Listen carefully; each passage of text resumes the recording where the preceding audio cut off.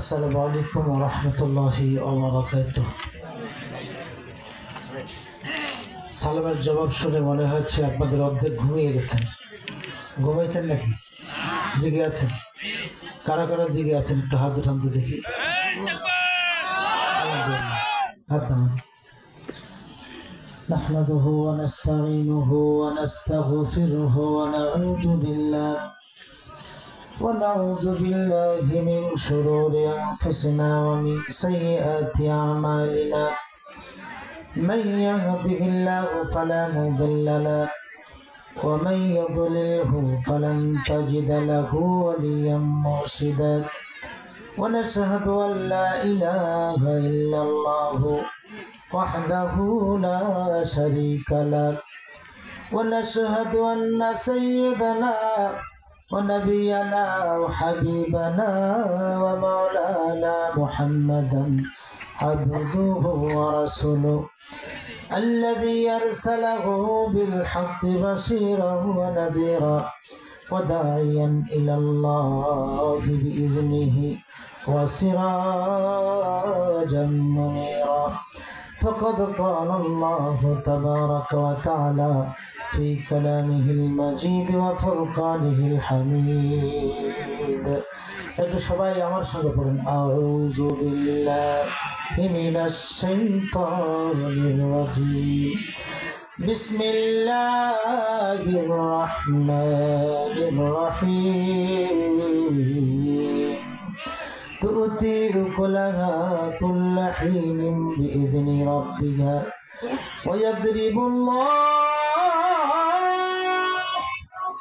ويضرب الله الأمثال للناس لعلهم يتذكرون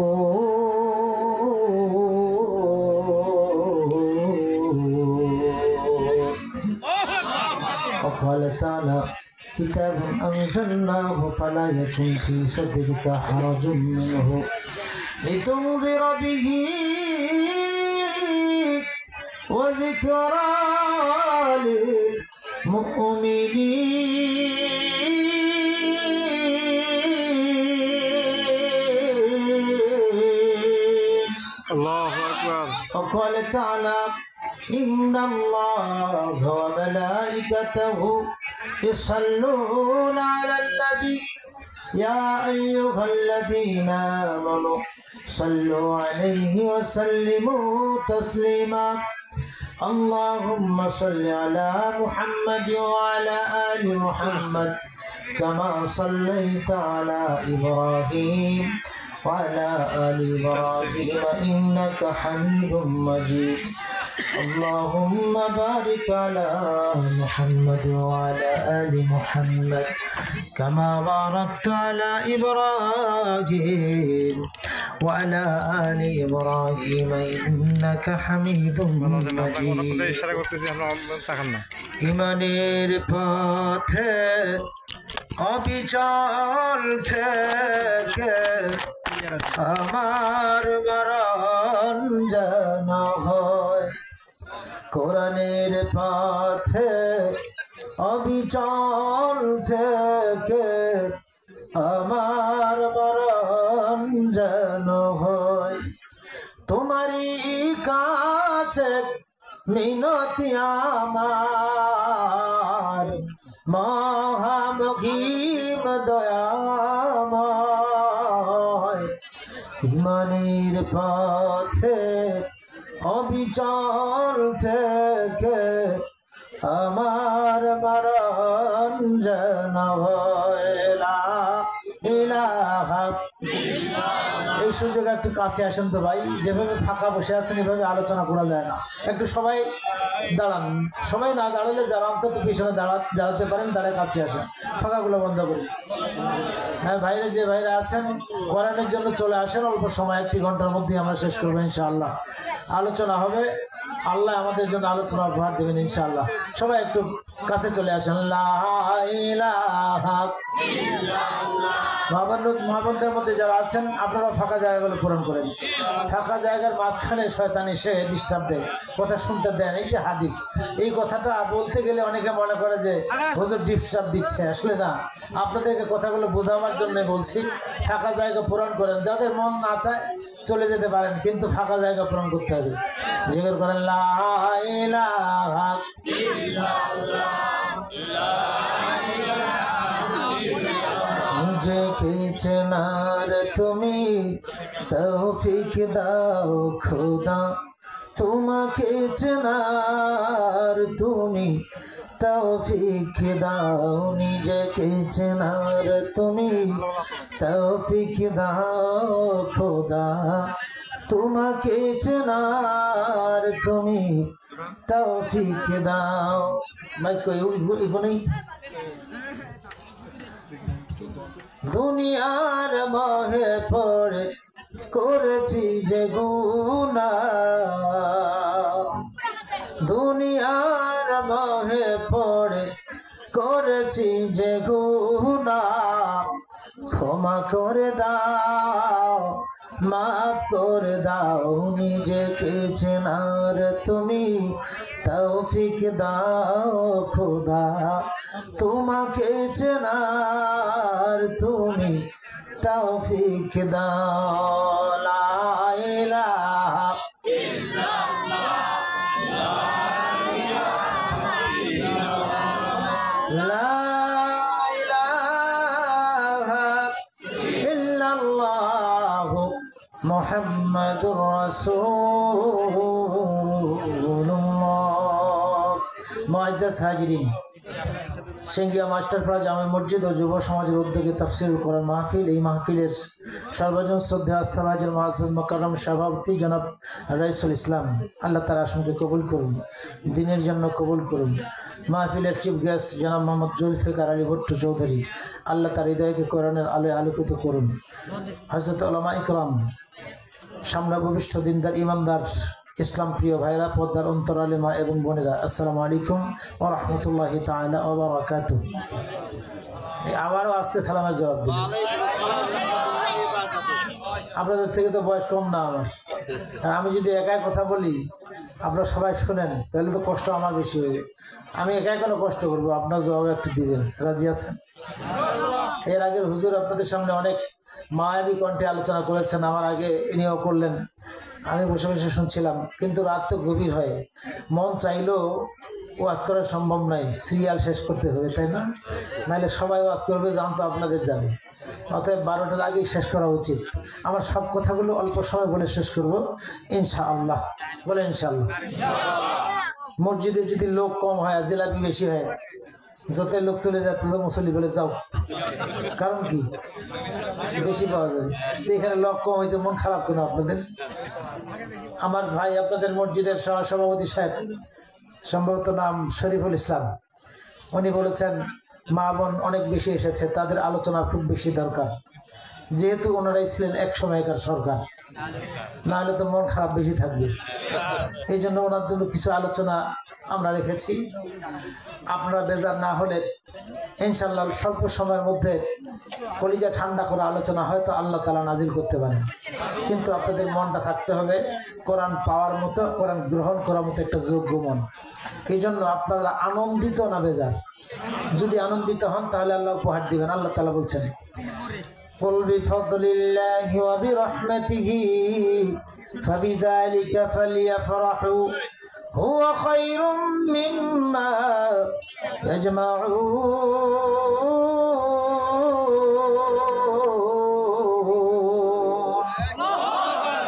নবী, তোমার প্রতি তোমার রবের অনুগ্রহ এবং দয়া যে তোমাকে কোরআন দান করেছে।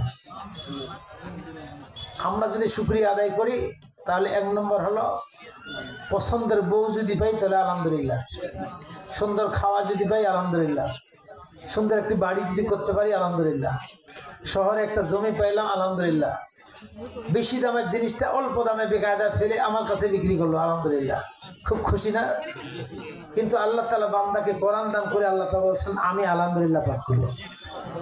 মানে আমরা কি পাইলে আলহামদুলিল্লাহ বলি, আল্লাহ কি দিয়ে আলহামদুলিল্লাহ করলেন। আলহামদুলিল্লাহিল্লাযী আনজালা আলা আবদিহিল কিতাব। আমার বান্দাকে আমি কোরআন নাজিল করলাম, কোরআন দিতে পারলাম, কোরআন দিলাম, এই জন্য আমি রব, ওই বান্দার মালিক হয়ে আমি খুশি হয়ে আলহামদুলিল্লাহ পাঠ করলাম। মানে আল্লাহ আলহামদুলিল্লাহ পাঠ করছেন, বান্দাকে আল্লাহ কোরআন দিয়েছেন, তার কারণ বান্দাকে আল্লাহ অনেক বেশি ভালোবাসেন। আলহামদুলিল্লাহ বলে কত বেশি ভালোবাসেন জানেন? এই আকাশ, এই জমিন, গ্রহ নক্ষত্র, নিহারিকা, সৌরমণ্ডল, যাহা কিছু আল্লাহ তৈরি করেছেন, আল্লাহ শুধু বলেছেন হও, কুন, ইদা আরাদা শাইআন আন ইয়াকুল লাহু কুন ফায়াকুন। অমনি গরু হয়েছে, গরুর গোশত তৈরি হয়েছে। আল্লাহ বলেননি গোশতের স্বাদ এমন হোক, যেমন স্বাদ হলে আমার বান্দা আর কোনোদিন এর ব্যতিক্রম কোন স্বাদ পাওয়ার আশা করে না, এমন স্বাদ হয়ে যাও, ঠিক অমনি স্বাদ হয়ে গেছে। এই জন্য পৃথিবীর মানুষগুলো কোনোদিন বলেনি আল্লাহ গরুর গোশতের স্বাদ এমন না হয় এরকম হইলে তো ভালো হইতো। পাখির গোশতের স্বাদ যেমন হওয়া দরকার, ছাগলের গোশতের স্বাদ যেমন হওয়া দরকার, ওই ফুলের গন্ধ যেমন হওয়া দরকার, ঠিক তেমনি হয়ে যাও, অমনি হয়ে গেছে। কোনো মানুষ কি বলেছে গোলাপের গন্ধটা এমন না হয় এমন হলে ভালো হতো? বলেছে? আল্লাহ তাআলা বলছেন হ, অমনি হয়ে গেছে। শুধু মানুষগুলোর ব্যাপারে আল্লাহ বলছেন আমি বলিনি মানুষগুলো হও, আমি বলছি আমার বান্দাকে খালাকতু বিয়াদাইয়া, আমার বান্দাকে আমার দুই হাত দিয়ে আমি বানিয়েছি, তিলে তিলে বানিয়েছি। ওই বান্দার জন্য আল্লাহ কোরআন দিয়েছেন, যেমন বান্দা তেমন কোরআন। আলহামদুলিল্লাহ, এই জন্য খুশি তো নাকি? এই যে আপনার মুখে হাসি দেখতে পাচ্ছি আমি, আল্লাহ ওইটাই চাচ্ছেন। যেমন গরু ছাগলের সামনে কোরআন পেশ করলে হাসি না কাঁদে বোঝা যায় না, কিন্তু মানুষগুলোর সামনে যখন কোরআনের কথা পেশ করা হয় তখন কারো মন খারাপ হয়, কারো মেজাজ খারাপ হয়, কারো মন উৎফুল্ল হয়, কারো কেউ উঠে চলে যায়, কেউ আবার বেজার হয়ে 144 ধারা জারি করে। ভাই না, আমার ভাই বলেছেন ভাই নারীদের ওয়াজ করবেন, পদ্মার ওয়াজ করবেন, নামাজের ওয়াজ করবেন, মা বোনদের উদ্দেশ্যে ওয়াজ করবেন, বাপ বেটা মারামারি করে এদের ব্যাপারে ওয়াজ করবেন, খালি রাজনীতি ওয়াজ করবেন না। নিশ্চয়ই এখানে সমস্যা আছে, ওনার সমস্যা নেই, সমস্যা এখানে আছে, আসলে সমস্যা নেই। আমার হাত মচকে গেছিল, আমি জানি যে ওই বেটা কবিরাজের কাছে গেলে আমার টানাটানি করে হাতের অবস্থা খারাপ করে দিবি। এই জন্য আমি গিয়ে বললাম ভাই আশা লাগে এই জন্য আসছি, আমাকে ধরে নিয়ে চলে আসছে, কেউ ছাড়ে না, তো আপনি কি কোথায় টানবেন টানেন, খালি এইখানে হাত টানিয়ে না। দেখি কোনে কি দেখি, এইখান দেখবি। আমি বলতেন এইখান না, আপনি এইখান দেন। বলতেন না না ওইটা দেন। What because? কারণ হলো আপনার ঠ্যাং টানে হাত টানে লাভ হবে না, জায়গা মতো ওই জায়গার হাতটা বসায় দিতে হবে। এইটাই হলো আমার কবিরাজের দায়িত্ব। আমার বিরুদ্ধে 140 ধারাধারি হোক, আমাকে জেলখানে নিয়ে যাওয়া হোক, আমি রাজি আছি, কিন্তু কবিরাজ নাম ঠিক ডাকবার কারণে আপনার হাত আমাকে ঠিক করতে হবে। এই জন্য পৃথিবীর মানুষ আল্লাহর কোরআন গ্রহণ করতে চাক আর না চাক, যেভাবে আল্লাহ কোরআন নাজিল করেছেন সেভাবেই বান্দাকে উপস্থাপন করতে হবে, এটাই হলো দায়িত্ব। এই জন্য যদি গ্রেপ্তার হতে হয় হবে, মামলা হয় হবে, ওই ব্যক্তির কোনো মান সম্মান ক্ষতি হবে না। 15 বছর ধরে যে মানুষটাকে তাফসীরুল কোরআন মাহফিল করতে দেওয়া হয় নাই, যে মানুষটাকে জেলখানায় ঢুকে ঢুকে জীবনের শেষ মুহূর্ত পর্যন্ত তাকে হত্যা করার ব্যবস্থা করা হয়েছে, ওই মানুষটার সম্মান নষ্ট হয়নি। গোটা পৃথিবীর লক্ষ লক্ষ মানুষ তাহাজ্জুদের সময় তার জন্য কাঁদে। আর যেই মানুষগুলো সেই মুহূর্তে 144 ধারা জারি করেছিল, যেই মানুষগুলো মাইকের তার ছিঁড়ে দিয়েছিল, যেই মানুষগুলো আমাকে কতবার স্টেজ থেকে ধাক্কা নামিয়ে দেওয়া হয়েছিল, ওই মানুষগুলো একটা অস্তিত্ব পৃথিবীতে নাই। কেউ অ্যাক্সিডেন্ট হয়েছে, গত 3 দিন আগে একজনের ফ্লাইট হয়েছে, জবানটা বন্ধ হয়ে গেছে। তাহলে কোরআনের কথা যারা বলে এরা যতই একা থাক না কেন, এদের পক্ষে কে? আল্লাহ তাআলা বলেন তুতি উকুলাহা কুল্লা হিনিন বিইذনি রাব্বিহা ওয়া ইয়াদরিবুল্লাহুল আমসালা লিন-নাস লাআল্লাহুম ইয়াতাযাক্কারুন।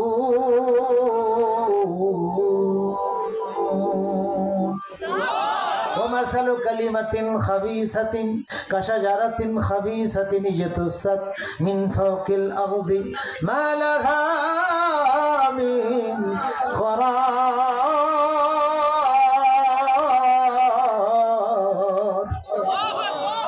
আল্লাহর কোরআন ছাড়া সব আগাছা, যত বলে প্রতাপশালী শাসক হোক, ওই নমরুদ, হামান, কারণ, ফেরাউন, যাদের হাতের ইশারায় পৃথিবী কাঁপত। ইব্রাহিম আলাইহিস সালামকে পুড়ে মারার জন্য অগ্নিকুণ্ড তৈরি করেছিল। গোটা পৃথিবীর মানুষগুলো আতঙ্কিত ছিল, এমন ফেরাউন কিয়ামত পর্যন্ত আসবেই। কিন্তু ওই নদীর স্রোতের ধারায় ফেরাউনের গোষ্ঠী ভেসে চলে গিয়েছে। মেঘলা মশার কামড়ে নমরুদের মগজ ধরাই হয়েছে। কিয়ামত পর্যন্ত যত নমরুদের বংশধর পৃথিবীতে আসবে, কোরআনের আসফালে কোরআনের স্রোতে কিছুই টিকবে না, সব ভেসে চুরমার হয়ে চলে যাবে। আল্লাহ তাআলা বলছেন এরা হলো কিসের মতো? আগাছা বুঝেন না, গাছের পরে কিছু আগাছা হয়, এদের শিকড় গুলা ডাইনে ভাবে চলে যায়, এমন ভাবে গাছকে ধরে মনে হয় যে গাছ বোঝে নাই, এরাই বোধে আসবে। কিন্তু গোড়া ধরে যখন টান মারা হয়, চটচল করে কোথায় শিকড় আছে উঠে সব পড়ে আসে, ঠিক না ঠিক?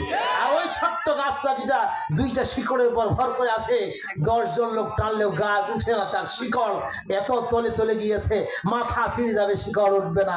সুতরাং আল্লাহ তাআলা বলছেন যারা কোরআন নিয়ে বেঁচে আছে, এরা যতই স্বল্প সংখ্যক হোক, এরা শিকড় ওই গাছের মতো, যার শিকড় চলে গেছে 7 জমিনের নিচে, যার শাখা প্রশাখা উঠে গেছে 7 আকাশের নিচে, ওটা পৃথিবীর সমস্ত শক্তি টানা হেঁচড়া করলে এটা উঠবে না। কিয়ামত পর্যন্ত যত মানুষ ভালো কথা বলেছেন এরা চলে গেছেন, কিন্তু এদের তার শরীরে আছে। ভাই আমি আপনাদেরকে কষ্ট পাওয়ার জন্য কথা বলছি না, আমি বলছি আপনার যদি ঘা হয় আমি পরামর্শ দিব একটু কাটেন, কষ্ট হোক, যদি চিল্লাইতে হয় চিল্লান, 2 জনকে বলেন যে আমাকে চিপে ধরো, ভালো করে কাটেন, এটা যেন ক্যান্সার না ছড়ায়। কথা কি বোঝা গেছে? সুতরাং আমার চিন্তা, আমার চেতনা, আমার কর্ম, আমার রাজনীতি, এইটি যদি আমাকে জাহান্নামে নিয়ে যায়, তাহলে আমার যত কষ্টই হোক আমাকে জোর করে অপারেশন করেন, এটা আমার জন্য ক্ষতিকর। কারণ মরে যাওয়ার পরে ওই জাহান্নাম দেখি নেই, জাহান্নাম কি জিনিস কিছুক্ষণ আগে আলোচনা করেছে। ছিপ দেখেছেন? ছিপ একটা চেরা দিয়ে বা ওখানে কিছু একটা খাবার দিয়ে ফেলায়, ওর উপরে একটা কি থাকে ওইটা বুঝা পাইছেন, ফলতা, কিছুক্ষণ পরে ওইটা এরকম করে। তো ওইখানে ডেরিকা মাছ ঘোরাঘুরি করতেছে, আর চ্যাং মাছ যা বলতেছে এইভাবে ঘুরতেছে কেন, খাইলে তো খাইতে পারতাম। বলতো না বাবা, ওখানে খাইলে সমস্যা আছে। কি সমস্যা? বলছে কি সমস্যা, এখন খায় দেখ।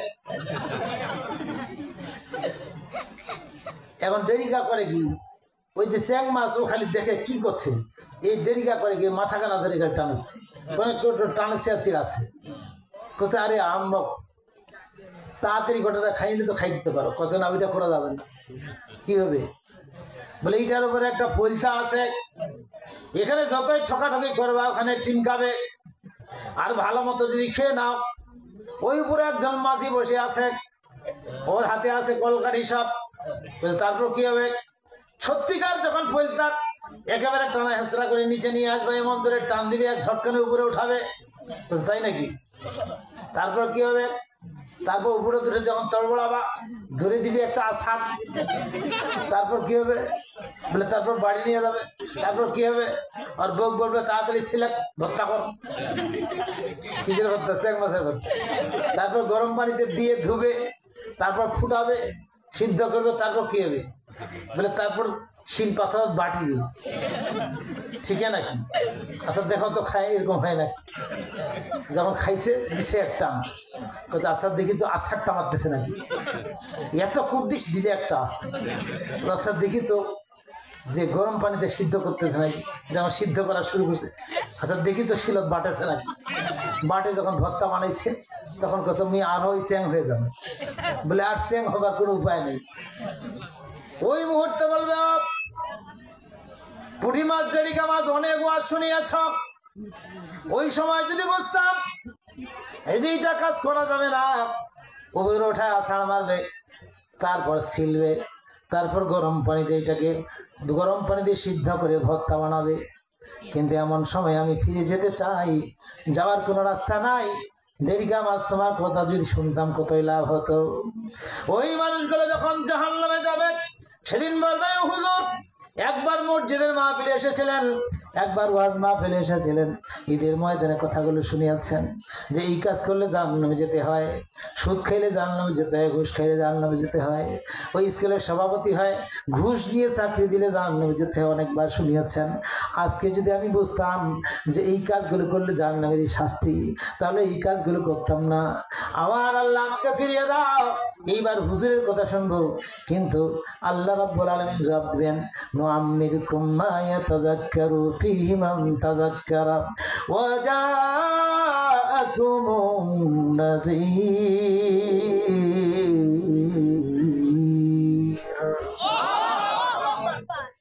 আল্লাহ বলবেন, বান্দা এমন হায়াত কি দেই নাই যে তুমি জান্নাতে যাইতে পারতা? এমন হায়াত কি দেই নাই যে আযান শুনে মসজিদে যাইতে পারতা? এমন হায়াত কি তোমাকে দেই নাই রাগানোর সময় তুমি নীরব থাকতে পারতে?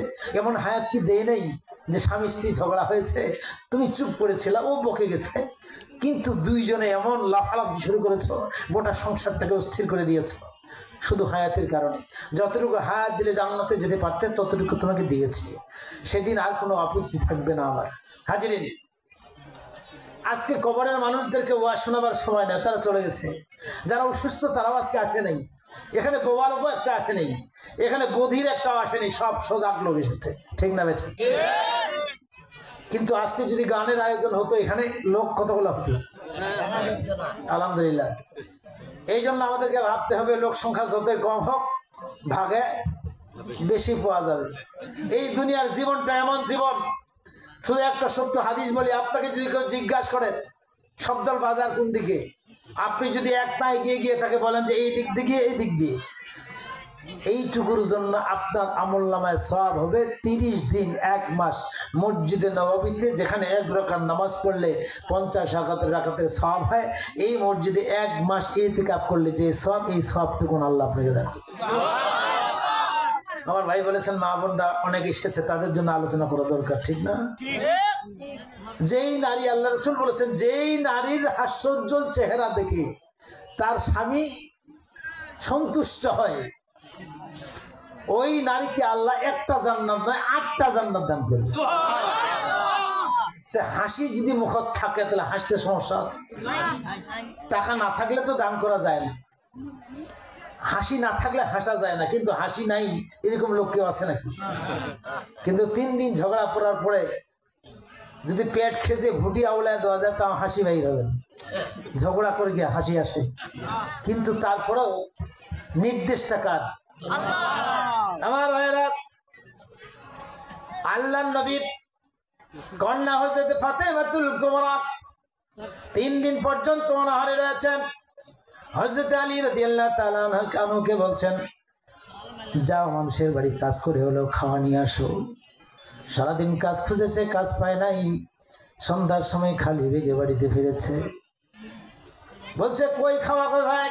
সন্তানগুলো না খেয়ে আছে। হযরত আলী বলছেন, বিবি খাওয়া পাই নাই, কেউ হাওলাত দেয় নাই, কেউ কাজে নেয় নাই, ঠিক আছে আগামীকালকে অবশ্যই খাওয়া নিয়ে আসিও। পরের দিন একই অবস্থা। 3 দিন যাওয়ার পরে তিনি আর বাড়ি আসছেন না লজ্জায়, কারণ খালি বেগে আসলে কি অবস্থা এটা আমরা ভালো বুঝি। যেই খরচটা বাতায় বাড়িতে, ওই খরচটা যদি ভুল করে না আনেন, ওই দিন রাতের ঘুম হারাম হবে। আলী রাদিয়াল্লাহু তাআলা আসছে না, যাচ্ছেন, কি করবে দিশা পায় না। ফাতেমাতুল কুবরা রাদিয়াল্লাহু তাআলা দূর থেকে লক্ষ্য করলেন যে লজ্জায় আসতেছে না অথবা ভয় আসতেছে না, তিনি একটি মুচকি হাসি দিলেন। না, হাসিটা হলো অনুমোদন, কাম হিয়ার, মানে আপনার সমস্যা নাই। তিনি বাসায় এসে ভিতরে এসে হযরত ফাতেমাতুল কুবরা রাদিয়াল্লাহু তাআলার মাথায় হাত দিলেন আর বলবেন, আরশের মালিক, আমি মনে করেছিলাম ফাতেমা আমার উপরে রাগ করবে, কিন্তু রাগ করে নেই। সে একটা হাসি দিয়ে আমাকে সন্তুষ্ট করেছে। আমি দোয়া করি, আল্লাহ তুমি জান্নাতের মধ্যে জান্নাতি নারীদের সরদার বানিয়ে দিও। আল্লাহ, আমি আরো দোয়া করছি, এইরকম হাসি দিয়ে পৃথিবীতে কিয়ামত পর্যন্ত যেই নারীরা তাদের স্বামীকে সন্তুষ্ট করবে, তাকেও জান্নাতে এর সাথী বানিয়ে দিও। তো মা বোনরা কথা শুনে বোধহয় আজ থেকে গ্রহণ করবে নাকি? বাড়ি যা কইবে, এটা কোন পাগলা হুজুর বানছেন, আরো আজ পায় নাই। মনে রাখবেন, আমি আপনাদেরকে অনেক কথা বলবো, কিন্তু সময় নাই। সব কথাগুলি অল্প সময় বলবো ইনশাআল্লাহ। মনোযোগ আছে তো? মনোযোগ কি বুঝতে পেরেছেন তো? এই 12 পাইত খেলা জানেন, চৌপাইত জানেন? যখন এখানে চাইলটা দিবেন মনোযোগ কোথাও যায় না, ওইখানে ছাড়া মনোযোগটা কোথাও যায় না। যদি মনোযোগ আলাদা হয় আপনি হেরে যাবেন। স্ত্রীর সঙ্গে গল্প করার সময় 3 বার খালি ফোনটা বাইরে করে ফোন করবেন, বলে কারটা। এরপরে যখন ফোন করবেন আপনার ফোনটা নিয়ে আছাড় মারে ভাঙে দিবে, জায়গা পানি। তার মানে মনোযোগ আপনার ওইখানে না থাকলে স্ত্রী আপনার ফোন ভেঙে দিবে। মনোযোগ না থাকলে আল্লাহর কোরআন যদি আপনি শোনেন এখানেও আপনি রহমত পাবেন না। আর মনোযোগ যদি দেন জান্নাতের সুখ হৃদয়ের মধ্যে আপনি পেয়ে যাবেন। হুজুর আপনাদের সামনে জান্নাতের আলোচনা করেছেন।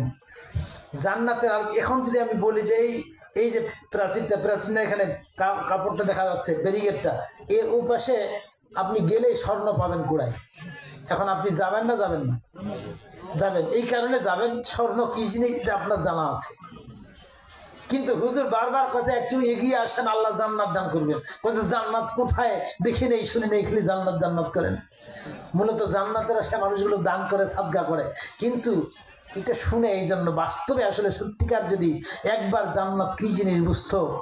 ওই সাহাবীরা যেমন স্ত্রীর কাছে বিদায় নিয়ে আর ফিরে আসে নাই, সন্তানের কাছে বিদায় নিয়েছে আর ফিরে আসে নাই, রাত গভীর হলে সারা রাত নামাজ পড়েছে, ওই মানুষগুলো জান্নাত কি জিনিস বুঝতে পেরেছে। আমি জান্নাত একটু দেখাতে চাই, দেখতে রাজি আছেন? এই সচককে এখনই দেখাবো। এটার কোন হুজুরের বাবা? হ্যাঁ, বাস্তবই আল্লাহ তাআলা জান্নাতের ব্যাপারে বলছেন, ফালা তাআলাম নাফসুম মা উখফিয়া লাহুম মিন কুররাতি আয়ুন জাযাম বিমা কানু ইয়ামালুন।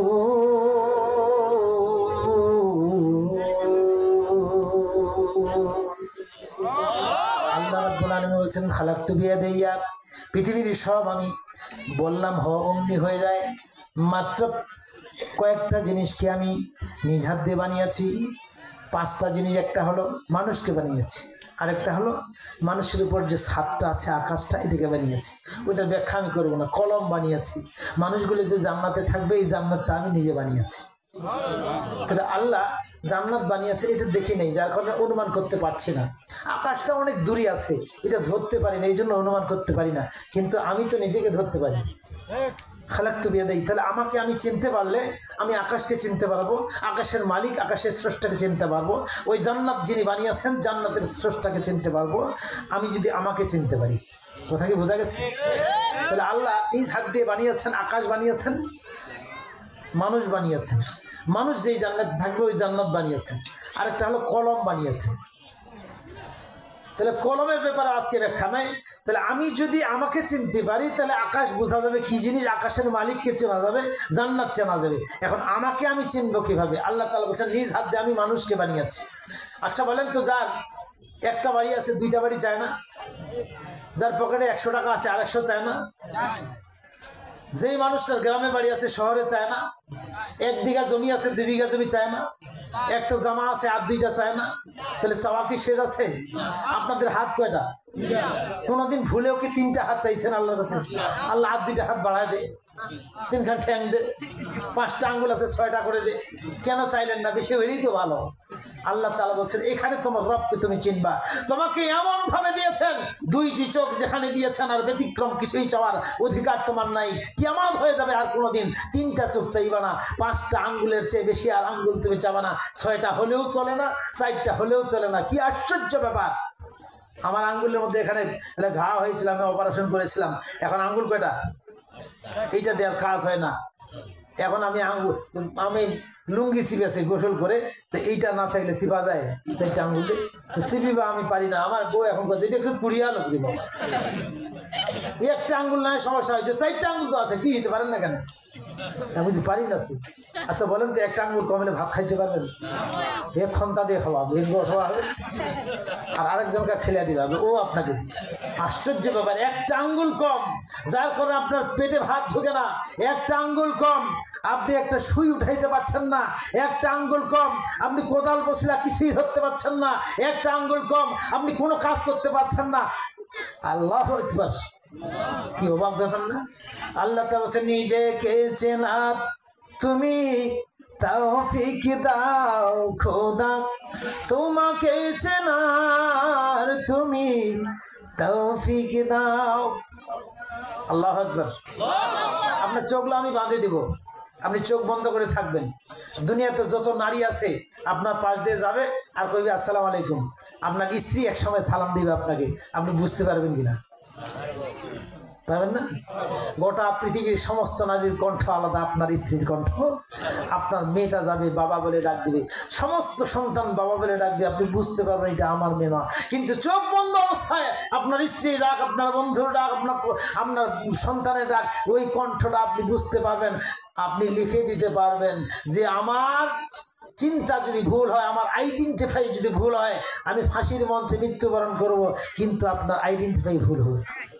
কথা কি বোঝা গেছে? তার মানে আল্লাহ তাআলা বলছেন কত নিখুঁত করে আমি বানিয়েছি।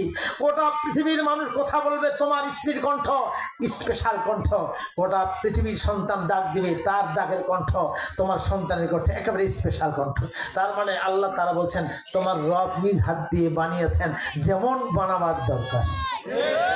2 নম্বর, এই মানুষটাকে বানিয়েছেন জান্নাতের বাইরে, জান্নাতের ভিতরে বানিয়েছেন আপনার স্ত্রীকে। আলহামদুলিল্লাহ। জান্নাত দেখেছেন? এইবার দেখাবো আমি। পৃথিবীতে জান্নাতি জিনিস 6টা এসেছে। কয়টা? জোরে বলুন কয়টা? 6টা। সব জিনিসের ব্যাখ্যা দেওয়া সম্ভব নয়। এখানে 1 নম্বর হলো হাজারে আসওয়াদ নামে একটা পাথর আছে, নাম শুনেছেন?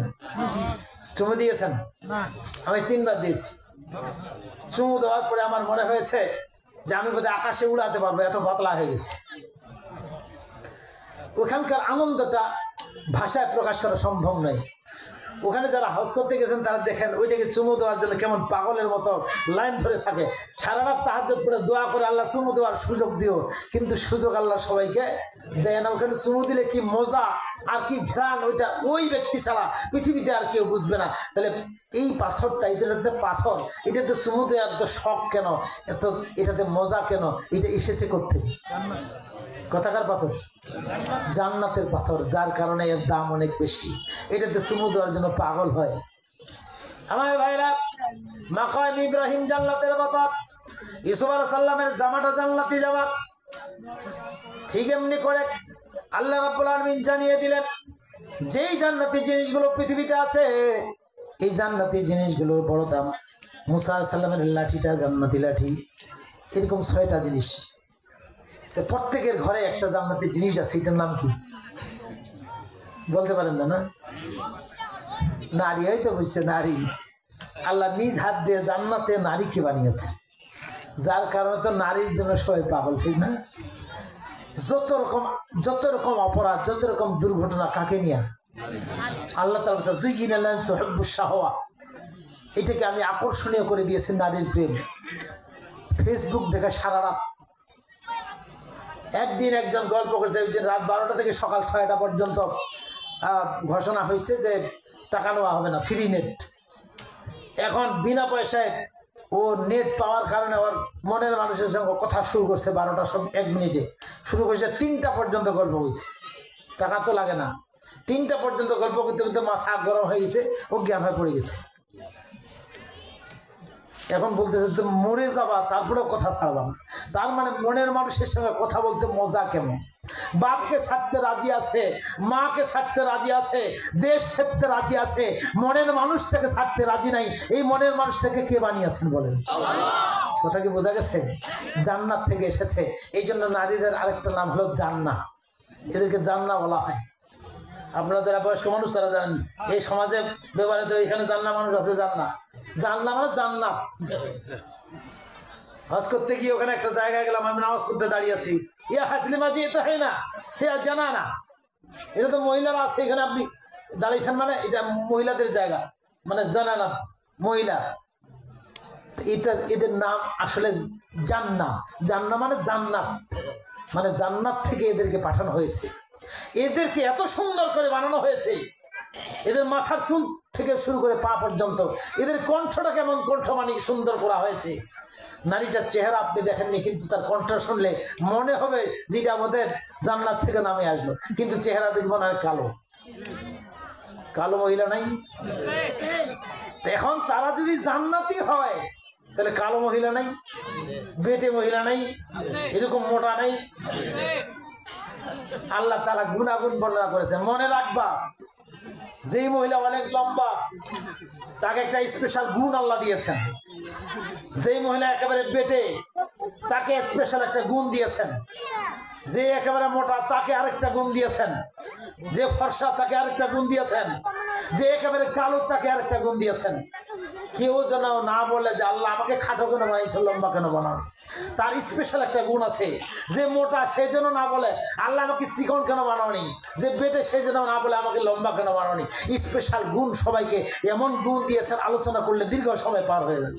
তবে এতটুকু বলা যায়, যার বউ লম্বা মই লাগবে নি, হাত দিয়ে যত কুমড়ার কুশি, কায়তার কুশি, যত কুশি আছে, ঠিক না? যার বউ মোটা কোলবালি লাগিয়ে আনেন, আরো দেখা দিতে হবে না। যার বউ বেটে হয় কোনোদিন বাঁকা হবে না, হয় সোজা থেকে। এই তো ছোট করে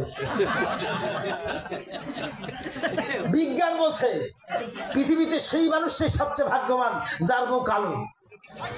এখন মা বোনদের মধ্যে যায় কালো কাছে হুজুর এইবার আপনার বিজ্ঞান বলতেছে কালো মহিলাদের রক্তের মধ্যে এমন একটা হিমোগ্লোবিন পাওয়ার আছে, এদের এত বেশি রোগ প্রতিরোধ ক্ষমতা, এদের বংশধর শক্তিশালী হয়। আলহামদুলিল্লাহ বলেন। এখন যারা ফর্সা এরা বলতে আমার কি, তোমরা তো সুন্দরে, তোমরা আর কি, তোমাকে দেখলে তেমনি পাগলা হবে। আল্লাহ রাব্বুল আলামিন প্রত্যেকটা নারীকে জান্নাতে বানিয়েছেন, এই জন্য তাদেরকে পর্দা করতে ফরজ করা হয়েছে। কি ফর্সা কি কালো, কি লম্বা কি বেটে, এদের প্রত্যেকটা চাহনি, প্রত্যেকটা কথা। এমনকি তাফসীরের মধ্যে এসেছে তারা যখন পর্দা করে দুইটা চোখ একসঙ্গে খোলা রাখা জায়েজ নাই, একটা চোখ ঢাকা দিতে হবে। অর্থাৎ তাদের চোখের মধ্যে এমন একটা পাওয়ার আছে, তারা যদি ইচ্ছা করে কোনো কথা বলবে না, চোখ দিয়ে ইশারা করবে, হয়তো দৌড়াবে আর বাপও দৌড়াবে। আসলে ঠিক যায় কয়েছে, তো দৌড়াদৌড়ি করে নাকি। আমি কথা বললাম জান্নাত কাহাকে বলে। আমি আসলে মা বোনদের বেশি আলোচনা করতে পারবো না। জান্নাত কাহাকে বলা হয়? ওই নারীদেরকে সৃষ্টি করা হয়েছে জান্নাতের মধ্যে পুরুষের বাম পাজরের হাত দিয়ে। ওই নারীকে কার জন্য সৃষ্টি করা হয়েছে? কার জন্য? আদম আলাইহিস সালামের জন্য, ঠিক না? আদম আলাইহিস সালামের জন্য সৃষ্টি করা হয়েছে। কার জন্য? হাওয়াকে। এইটার নাম কি? এটা টিস্যু। এই টিস্যুটা কাটতে নেই। আমি যদি এই জন্য নাম মুছি তাহলে এইটা বিক্রি হবে? এই মাইক যদি আপনারা না নেন, মাইক বিক্রি হবে? তাহলে আপনার জামাটা কাপড় যদি না কিনেন, কাপড়ের দোকান চলবে? তাহলে যেই জিনিসটি যার জন্য বানানো হয়েছে ওই জিনিসটি যদি ওই কাজে ব্যবহার করা না হয়, এইটা আর চলবে না। এই নারীদেরকে কার জন্য সৃষ্টি করা হয়েছে? কথা বলেন, কথা বলেন। পুরুষের জন্য না? চায় না খেতে আপনার প্রধান হাত করে আনি পারতেন দোকান করার জন্য। এমনকি তাফসীরে এসেছে বাচ্চা যে পায়খানা করবে, ওই বাচ্চা যদি পায়খানার পানি না শুষায়, বুঝেন না, যদি না শুষায় তারপরও নারীকে আখেরাতে ধরা হবে না। ওটা শুষোবার দায়িত্ব ওর বাপের। হুজুর কি বাস শুরু করলেন? তো মহামুসিবত ফেলা কি? আসলে মহামুসিবত নয়। এই নারী যখন বলে আমি রাজি আছি 1,99,999 টাকা 99 পয়সা দাম মহৎ ধার্য করিয়া নগদ 1,500 টাকা বুঝিয়া দিয়া অবশিষ্ট টাকা কিয়ামত পর্যন্ত বাকি থিয়া মাঝে মাঝে ঝগড়া করিবার জন্য তোমাকে বিবাহ করতে আসি আছি, তুমি কি রাজি আছো? অনেক চেষ্টা মেষ্টা শেষ করে হ্যাঁ আছি, বাস হয়ে গেল বিয়ে। এই নারীটা মহারানার আলোচনাটা আমি পরে করতেছি। অবাক ব্যাপার, আমাদের 1 লক্ষ থেকে শুরু করে 10 লক্ষ পর্যন্ত মহারানা ধার্য করা হয়। নগদ দেয় কত ভাই?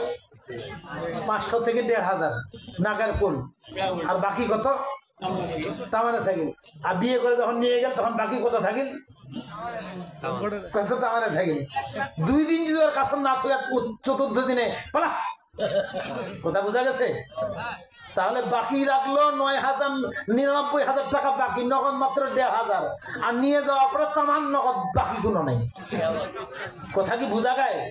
তা আপনি কেমন নিমক হারাম, আপনি টাকাটা বাকি রাখলেন কিন্তু ওকে আপনি বাকি রাখলেন। কথা বলতে বোঝা যায় না। এই মহারণা দিয়ে দেওয়া হলো ফরজ। বিয়ে যখন হয় 5টা শর্ত থাকে, ইজাব কবুলের মধ্যে 5টা কথা থাকে। এই 5টা কথা নারী পুরুষ যদি কেউ না বুঝে তাহলে দাম্পত্য জীবনে সুখ আসার কথা নয়। 5টা জিনিস কি কি বলেন তো?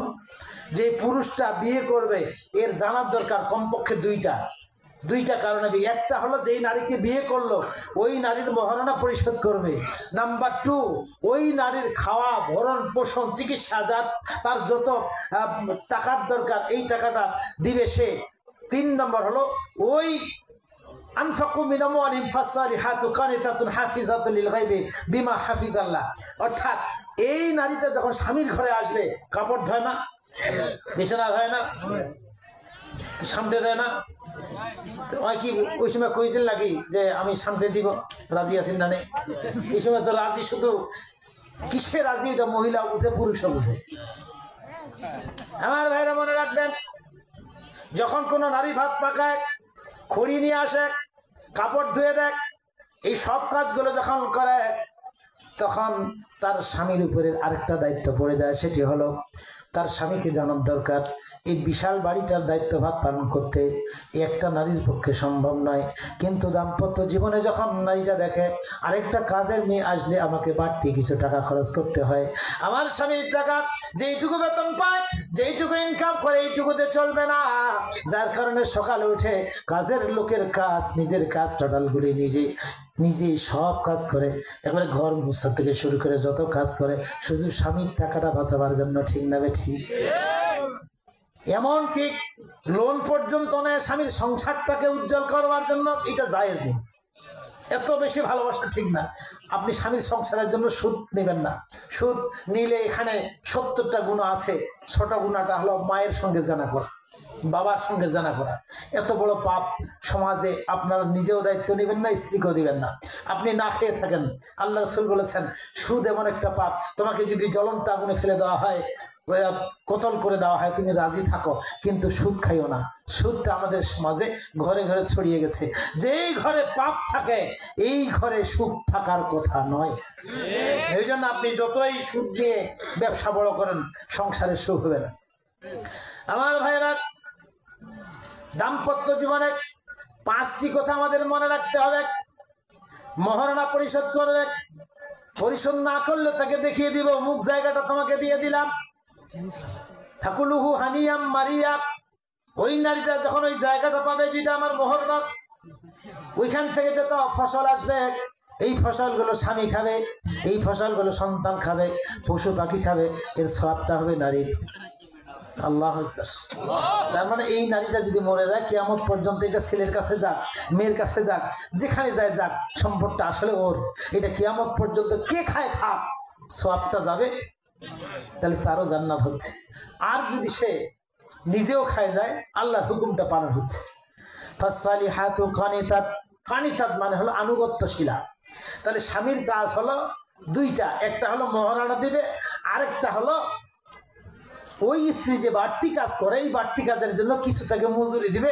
না যদি দিতে পারে তাহলে তাকে ধন্যবাদ দিবে যে এই কাজগুলো কাজের লোক করলে দিয়ে দিতাম, কিন্তু তুমি করবার কারণে আমার টাকা নেই, তোমাকেও দিতে পারছি না, তবে তুমি বাড়তি অনেক কাজ করেছো, তোমার জন্য শুকরিয়া, আবার ধন্যবাদ, তোমার জন্য দোয়া থাকলো।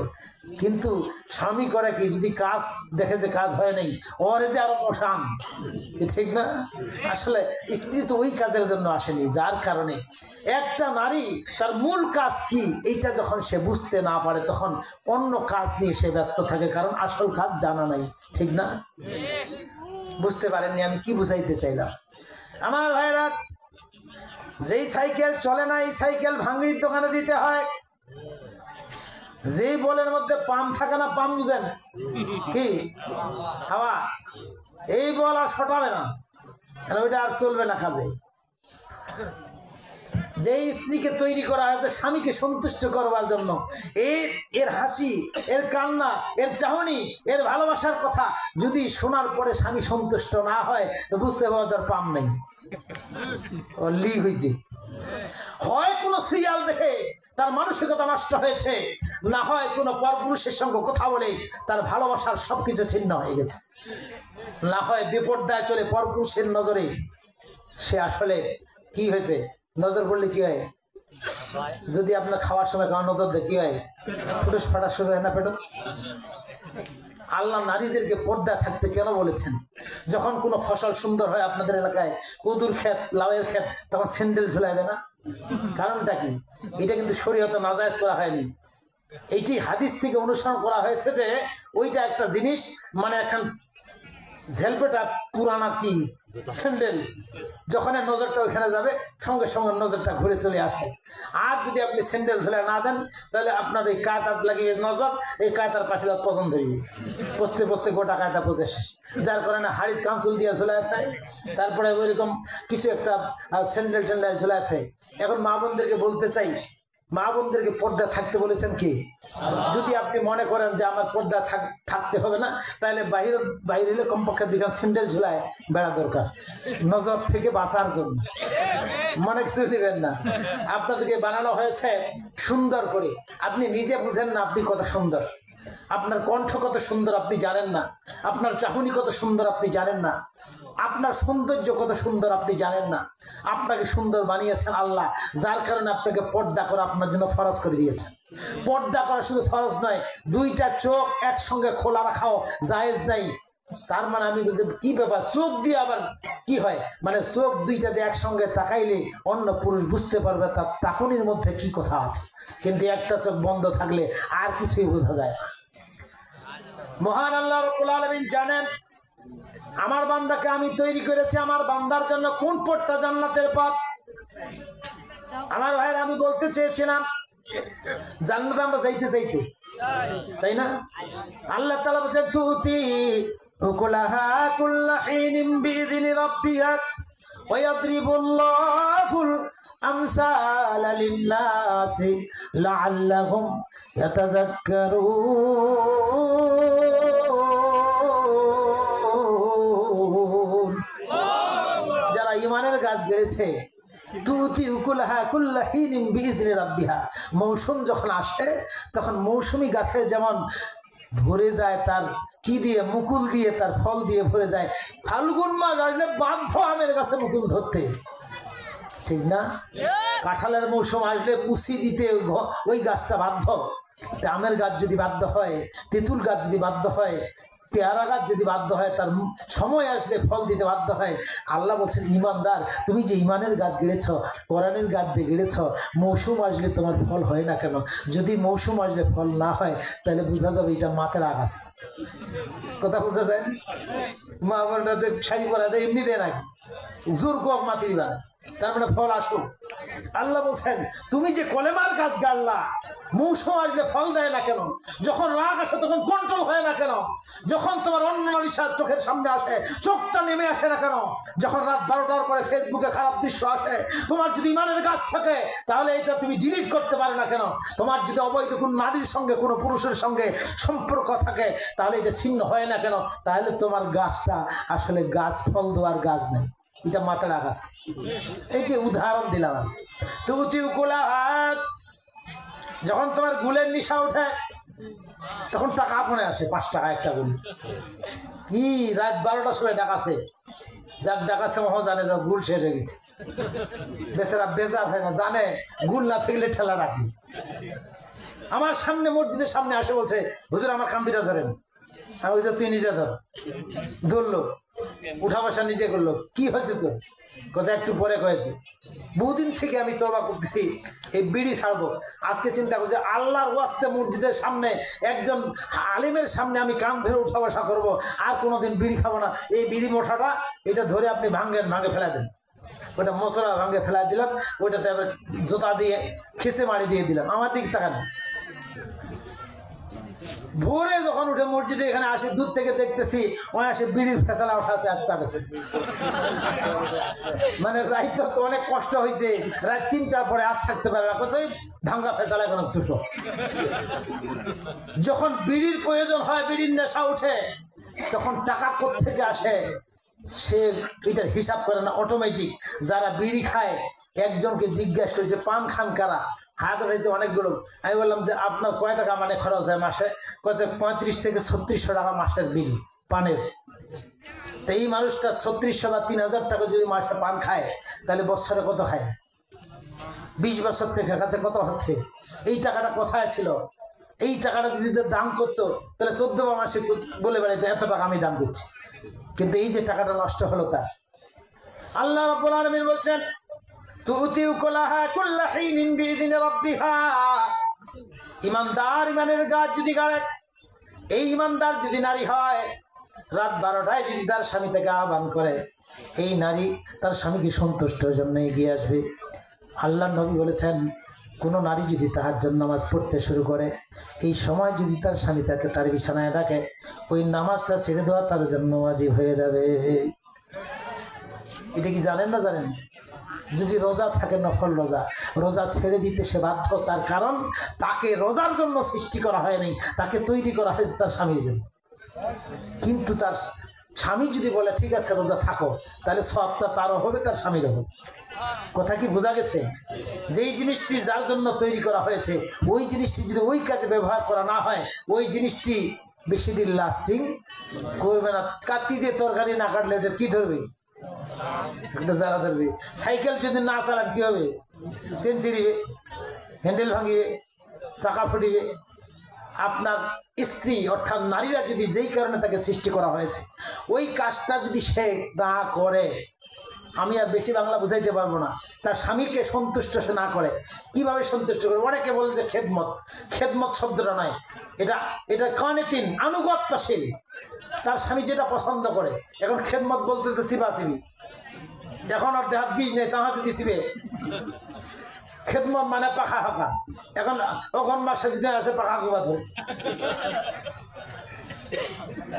কি এটা কি খেদমত হলো? আর গরমের সময় ঢাকাতে খেদমত হইল? তার স্বামী যখন যেটা, যে জিনিসটি যখন চায়, তবে এতটুকু কথা বলা আছে, এইটুকুর মধ্যে কারো আপত্তি নেই। একজন স্বামী স্বামীর সন্তুষ্টি তখন অর্জন করবে যদি সে যে কোনো অবস্থা তার স্বামীর দিকে তাকিয়ে হাসে। মেজাজ খারাপ করে যে করুক। 2 নম্বর হলো যখন তার স্বামী বাড়ি থেকে বের হয়ে যাবে, তখন তাকে একটু অভ্যর্থনা জানিয়ে গেট পর্যন্ত এগিয়ে দিবি। যখন সে আসবে, বুঝতে পারার সঙ্গে সঙ্গে সব কাজ ফেলে দিয়ে তার কাছে গিয়ে তাকে নিয়ে আসবে। কতক্ষণ সময়? মুফাসসির বলছেন তার জামা কাপড় খুলতে যতক্ষণ সময় তার স্বামীর পাশে থাকবে, আর বেশি আলোচনা নয়। আল্লাহ রাব্বুল আলামিন বলছেন কিয়ামতের ময়দানে এই নারীকে ভাইরা বানানো হবে। জান্নাতের মধ্যে একজন নারীকে বলা হবে যাও 8টি জান্নাতে তুমি ঘোরো। তার কারণ দুনিয়ার বুকে তোমাকে যেই কারণে সৃষ্টি করা হয়েছিল, ওই কাজটা তোমার দ্বারা হয়েছে, 8টি জান্নাতের মালিক তোমাকে দিয়ে দেওয়া হলো। ফালা তাআলাম নাফসুম মা উফিয়া লাহুম মিন কুররাতি আয়ুন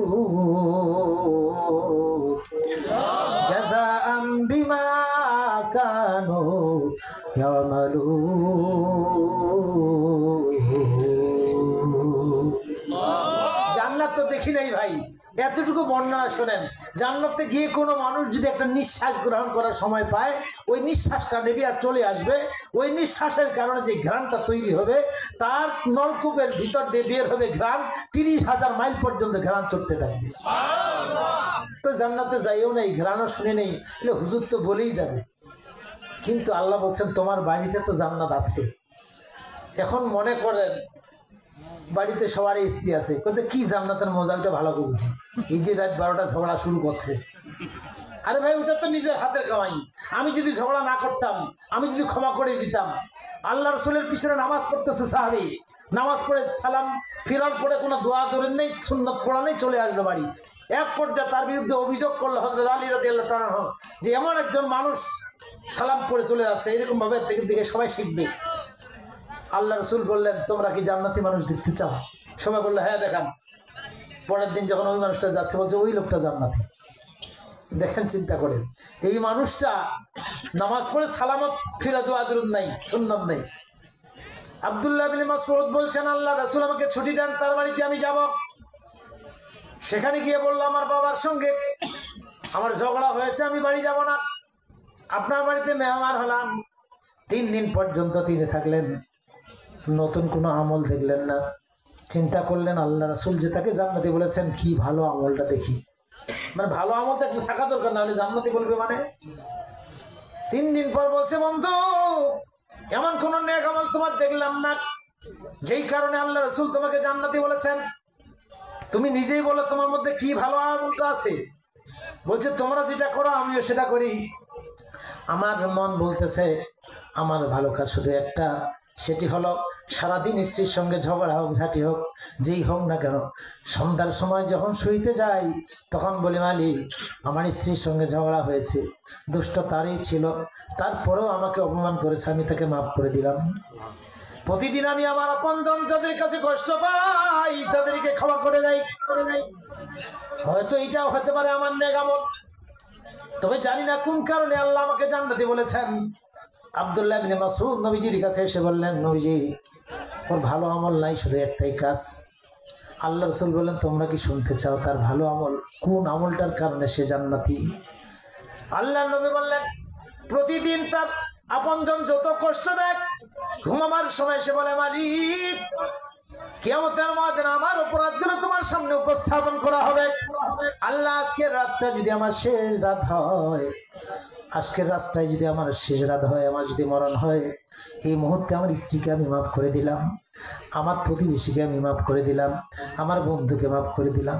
আল্লাহ রাসূল বলেন প্রতিদিন আল্লাহ তাকে এভাবে মাফ করে দিয়ে দে। তাহলে জান্নাত পাওয়ার জন্য কি কঠিন কাজ করতে হবে? তবে শর্ত হলো আমার পছন্দ হোক আর না হোক আল্লাহর যা পছন্দ এটা মেনে নিতে হবে। ভোট দিতে যাবেন লোকটা যদি আল্লাহর পছন্দের হয় আপনার দৃষ্টিতে, আর এই পাশে যদি আপনার ভাই হয়, আল্লাহরটাই ভোট পাওয়ার দরকার।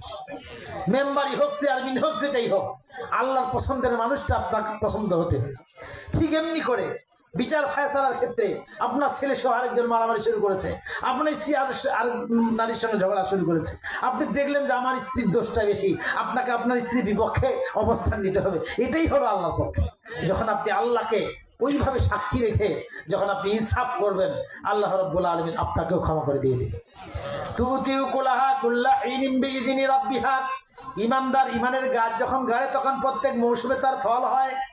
প্রত্যেক মৌসুমে ফল বলতে কি, যখন আজান হয় তখন তার ফল হলো নামাজে যাবে, যখন ঝগড়া হয় তখন ফল হলো সে ঝগড়া করবে না। ঠিক না বেঠিক? স্ত্রী খারাপ আচরণ করেছে মাফ করে দিবে। এখন মসজিদের জন্য আপনাদের কাছে টাকা চাওয়া হলো, এখন যদি আপনার পকেটে টাকা থাকে তাহলে আপনার কাজ হলো মসজিদের টাকা দেওয়া। এটাই হলো ইমানদারের ফল। তার কারণ দুনিয়ার বুকে কোথায় টাকা আছে পয়সা আছে, জমি কেনার জন্য টাকা খুঁজতে হয় না, অটোমেটিক বের হয়ে আসে, কারণ জমি আপনার প্রয়োজন। জান্নাত যদি আপনার প্রয়োজন হতো তাহলে টাকা কোথায় আছে বের হয়ে আসতো। ঠিক না? হযরত ইমাম আহমদ বিন হাম্বলের কাছে গেল যে মানুষগুলো জান্নাতে যাইতে চাচ্ছে না কেন? তিনি বলছেন জান্নাতে তো যাইতে চায় সবাই, কি আপনারা চান না? তাকে প্রশ্ন করা হলো যদি জান্নাতে যাইতে চায় তাহলে মানুষগুলো মরতে চায় না কেন? কারণ মরার পরেই তো জান্নাত। আমরা কি মরতে চাই? মরতে চাই না। তিনি বললেন এই প্রশ্নটার জবাব এত সহজ, এটা আমার ছেলেকে জিজ্ঞাসা করো, আমি আর বলতেছি না।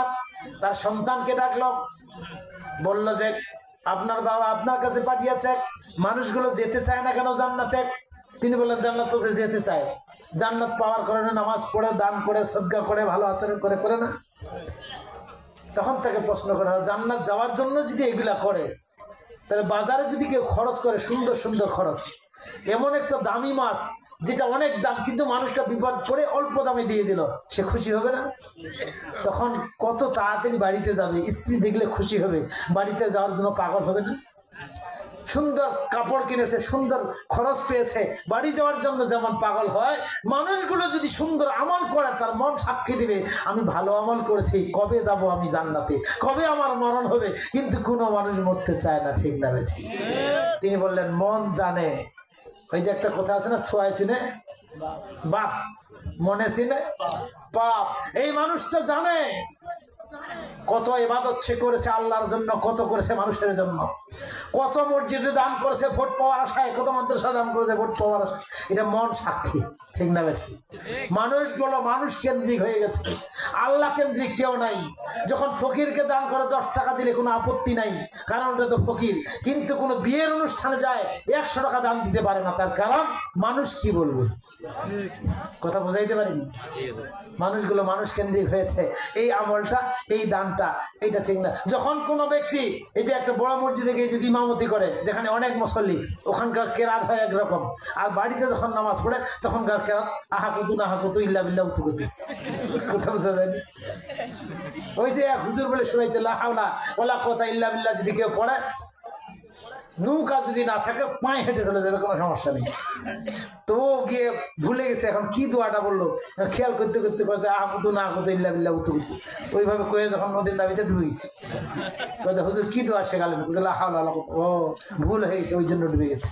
আমাদের সমাজের মানুষগুলোর বিশ্বাস ওই রকম আল্লাহর প্রতি নাই। সুতরাং যদি আল্লাহর প্রতি বিশ্বাস স্থাপন করি যে এই দানটা করলে জান্নাত পাবো, তাহলে অবশ্যই আল্লাহ ওই খাতমুক্ত আমলটা আল্লাহ কবুল করবে। আল্লাহ তাআলা তো ওই কথাটা বলছেন, সব ধ্বংস হয়ে যাবে। কুল্লু মান আলাইহা ফান ওয়া ইয়াবকা ওয়াজহু রাব্বিকা যুল জালালি ওয়াল ইকরাম।